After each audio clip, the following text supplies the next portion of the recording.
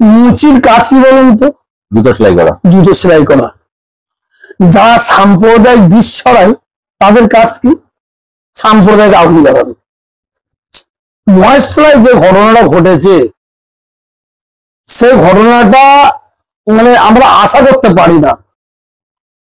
ভারতবর্ষে অন্যান্য রাজ্যে সাম্প্রদায়িক ঘটনা ঘটে, কিন্তু বাংলায় একটা সাম্প্রদায়িক ঘটনা ঘটবে এটা আমাদের জন্য লজ্জা বলে আমি মনে করি। আমি আপনার চ্যানেলের দ্বারাই আমি জাতি ধর্ম বর্ণ নির্বিশেষে সকলের কাছে দুটো হাত জোর করে বলছি, এত যদি এনারা খুশি না হয়, বাংলার শান্তির জন্য পায়ে হাত দিয়ে বলছি, আপনারা সাম্প্রদায়িক শক্তিকে বাংলায় জায়গা দেবেন না। মহেশতলায় যে ঘটনা ঘটেছে দেখবেন যারা সাম্প্রদায়িক বিষ ছড়ায়, কিছু চ্যানেলও আছে, কিছু মানে গদি মিডিয়া আছে, পাঁচাটা মিডিয়া আছে, কিছু জঙ্গি মিডিয়া আছে, এরা এই থেকে নিয়ে মানে 1000 করে মানুষ কাছে ছড়াবার একটা চক্রান্ত করবে।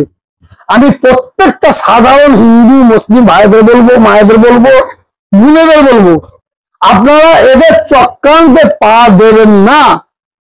চীন কান নিয়ে চলে গেছে, অতএব চীনের পিছে পিছে ছুটবো না।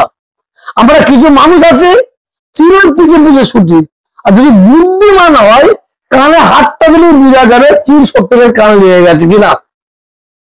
মহেশতলায় যে ঘটনা ঘটেছে ওখানে যেটা শুনতে পেলাম, ওখানে নাকি প্রশাসনের ভূমিকা খুবই কমজোর, যেটা আমরা আশা করতে পারি না। কেন বাংলার প্রশাসন কঠোর।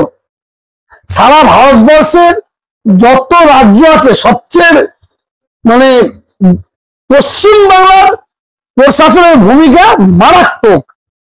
প্রশাসন বাংলায় কোনো সাম্প্রদায়িক আগুন জ্বলতে দেয় না, দেব না। কিন্তু ইদানিং আমি আমার এই নিউজটা যেন পশ্চিমবঙ্গের মুখ্যমন্ত্রী মমতা ব্যানার্জি তিনি দেখেন, তার কাছে অনুরোধ করছি। ইদানিং আমি সারা বাংলায় ঘুরে দেখছি কিছু প্রশাসনের মন মানসিকতা হয়ে গেছে হিন্দু, কিছু প্রশাসনের মন মানসিকতা হয়ে গেছে মুসলমান, আর কিছু মানে প্রশাসনের মানে যে ভাব ভঙ্গি নিরপেক্ষ আমি দেখতে পাচ্ছি না। আমি পশ্চিমবঙ্গের মুখ্যমন্ত্রীকে অনুরোধ করব, আপনি যত তাড়াতাড়ি পারেন এই ধরনের মন মানসিকতা কাদের আছে, কোন প্রশাসন আছে, আপনি তালাশ করুন, খোঁজ করুন, করে তাদের একদম কোমায় পাঠিয়ে দেন, কোমায় পাঠিয়ে দেন। আমি আপনার কি মনে হচ্ছে না যে আমরা বারবার দেখছিলাম বিভিন্ন এর আগে মুর্শিদাবাদের ঘটনা জাস্ট থেমেছে, বিভিন্ন জায়গায় হয়েছে এরকম, বারুইপুর বসিরহাট থেকে শুরু করে আমরা দেখেছি বেলডাঙ্গা, শামশেরগঞ্জ, একের পর এক ঘটনা, এবং সেখানে আমরা দেখছি যে বিজেপির এই পরিকল্পনায় পা দিচ্ছে মুসলিমদের একটা অংশ। তাদের উদ্দেশ্যে কি বলবেন? আপনি কথাটা ভুল বললেন। বিজেপির পরিকল্পনায় পা দিচ্ছে মুসলিমদের একটা অংশ নয়, বিজেপির পরিকল্পনায় পা দিচ্ছে আমার হিন্দু ভাইদের একটা অংশ। আর সেই হিন্দু ভাইরা ফাঁদে পা দিয়ে দিচ্ছে, তাদের ফাঁদে মুসলিমরা পা দিচ্ছে।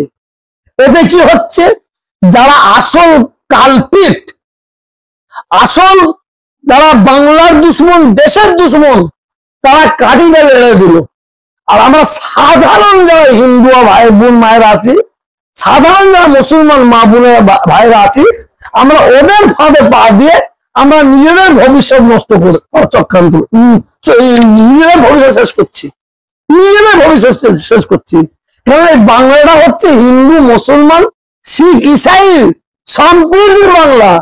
এই বাংলায় প্রত্যেকটা হিন্দু, প্রত্যেকটা মুসলমান, আমরা সবাই চাই কারো মায়ের কোল খালি না হয়, কারো পুরো মূল বিধবা না হয়, কিন্তু এখানে পুরো বাচ্চা অনাথ না হয়।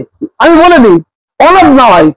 কিন্তু আমরা কিছু মানে অশিক্ষিত মানুষ আছে, মূর্খ মানুষ আছে, কিছু পেটের জ্বালায় মানুষ আছে, তাদের অর্থের সাহায্য দিয়ে একটা সাম্প্রদায়িক আগুন লাগিয়ে দিয়ে, আর এই অসচ্ছলিত রাজনীতির নেতারা এরা ঘোলা জলে মাছ ধরার জন্য বেরিয়ে পড়ে। আপনি দেখে নেবেন এই মহেশতলায় এই সাম্প্রদায়িক মনোভাবপূর্ণ ব্যক্তিরা তারা আজ না হয় 2-4 দিন পরে দেখবেন সেখানে আগুন জ্বালাবার জন্য জল ঢালার নাম করে তারা পেট্রোল নিয়ে যাবে, নিয়ে গিয়ে আগুন জ্বালাবার চক্রান্ত করবে। তাদের ফাঁদে কোন মানে সুসম্পন্ন ব্যক্তি, সম্প্রীতির মানুষ ফাঁদে পা না দেয়, এটা আমার অনুরোধ থাকবে। সুকান্ত মজুমদার একজন এমপি, কেন্দ্রীয় প্রতিমন্ত্রী, তিনি বলছেন হিন্দুদের বাড়িতে অস্ত্র রাখতে হবে, তার বাড়িতেও নাকি অস্ত্র আছে, এটা বলা যায়? এই কথাটা যদি কোনো মুসলিম বলতো, বাংলার মুসলিম, বাংলা যদি কোনো মুসলিম বলতো, বাংলার প্রশাসন ওই মুসলিমটা যদি কবরে ঢুকে থাকতো তাকে টেনে বের করতো, তাকে টেনে বের করতো। আজকে বাংলার মুসলিম, তাহলে বাংলার প্রশাসন এখানে নিরপেক্ষ নেই, এখানে নিরপেক্ষ নেই। সব পাখি মাছ খায়, মাছ রাঙ্গার দোষ হয়। সব পাখি মাছ খায়, মাছ রাঙ্গার দোষ। সুকান্ত মজুমদার বলুন আর তোহা সিদ্দিকী বলুন, যেগুলো লাট সাহেব সাম্প্রদায়িক মূলক কথা বলবে আর তাকে ছেড়ে দিয়ে কথা বলা উচিত নয় বলে আমি মনে করি। কিন্তু দুঃখের বিষয়, আমি তোহা সিদ্দিকী যদি এই কথা বলতাম, আমার বাড়ির সামনে মানে একটা করে গাড়ি চলে আসতো আমাকে অ্যারেস্ট করার জন্য। কিন্তু সুকান্ত মজুমদার এত বড় কথা বলছে, তার এটা কোনো ভুরুক্ষেপ নেই। এতে আমার মনে হয় পশ্চিমবাংলার প্রশাসনের কোনো একটা জায়গায় কমজোরি আছে বলে মনে করি।